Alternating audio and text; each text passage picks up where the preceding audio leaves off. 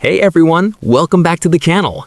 Today, we are doing a OnePay review and breaking down what it is, how it works, the pros, the cons, and who it is best for.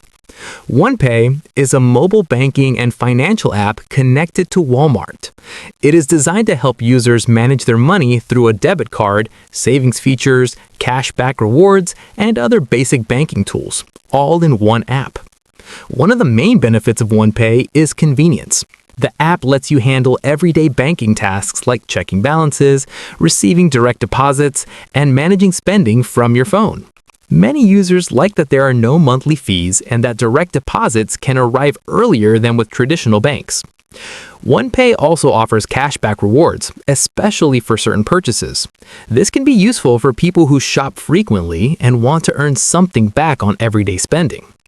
Another positive is that the app is fairly simple to use. The layout is straightforward and easy to understand, even for people who are new to mobile banking. However, there are some downsides to consider. Some users report slow transaction processing or delays with funds becoming available. Customer support experiences can be mixed, with some people finding it difficult to resolve issues quickly. Another concern is account limitations.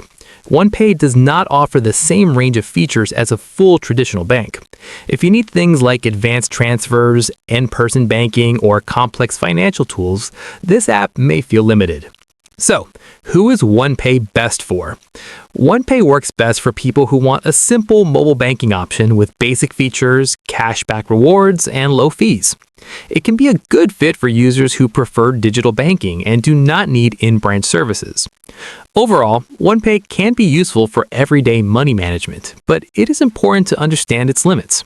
It works well as a secondary or simple spending account rather than a full replacement for a traditional bank. If this video helped you, like the video, subscribe to the channel, and comment below with the next app or service you want reviewed.